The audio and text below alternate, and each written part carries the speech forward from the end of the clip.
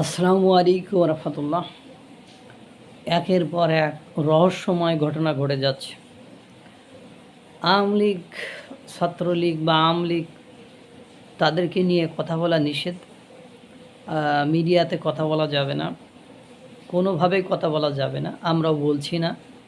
কিন্তু দুর্ভাগ্য হলো সত্য যে যে ঘটনাগুলো দেখছি তাতে করে যারাই আওয়ামী লীগকে নিষিদ্ধ করেছে তারাই বেশি বেশি কথা বলছে। আপনারা ইতিমধ্যে জানেন যে দেশ রূপান্তর একটা নিউজ করেছে, তার সূত্র ধরে বিবিসি না ডিবিসি একটা নিউজ করেছে। আমি অবশ্য পূর্ণিয়ার খোঁজ এই চ্যানেল থেকে নিউজটি দেখেছি, উনি পড়ে শোনাইছেন। আপনারা নিউজটি ওখান থেকে দেখে নিতে পারেন।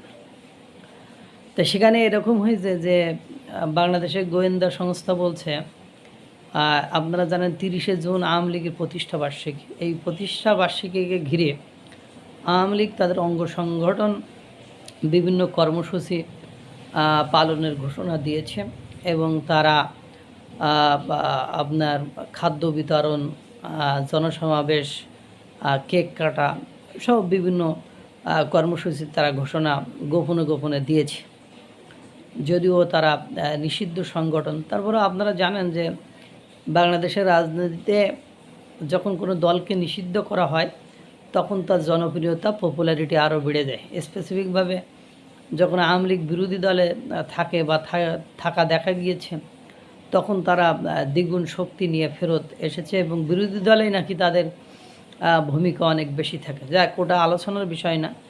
এবং পাশাপাশি গোয়েন্দা সংস্থা বলছে তারা প্ল্যান প্রোগ্রাম করলেও সেই প্ল্যান প্রোগ্রামকে কোনোভাবে এক্সিকিউট অর্থাৎ বাস্তবায়ন করতে সুযোগ তাদেরকে দেওয়া হবে না, তাদেরকে যে কোনোভাবে প্রতিহত করা হবে সেই অনুযায়ী প্রশাসন ব্যবস্থা নিয়েছে। ইতিমধ্যে আপনারা জানেন একটা অভিযোগ উঠেছে যে ছাত্রলীগ নাকি ঢাকা বিশ্ববিদ্যালয়ের পাশে যে কাটাবন সেখানে জয় বাংলা জয় বঙ্গবন্ধু স্লোগান দিয়ে ককটেল নিক্ষেপ করেছে।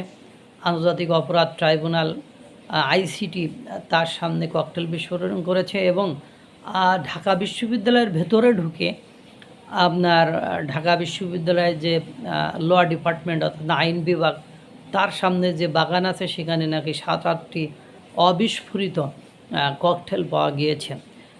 এর পাশাপাশি আপনারা জানেন যে তারা বলছে যে বিভিন্ন সময় আপনারা নিউজ দেখবেন যে আওয়ামী লীগ বা ছাত্রলীগ বা তাদের অঙ্গ সংগঠন বিভিন্নভাবে চেষ্টা করছে দেশে অস্থিরতা সৃষ্টি করার জন্য।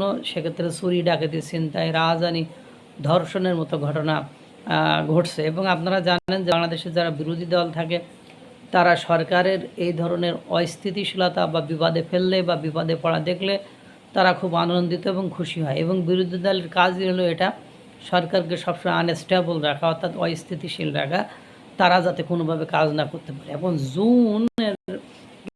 30শে জুনকে কেন্দ্র করে অনেক ঘটনায় ঘটছে, আপনারা দেখছেন।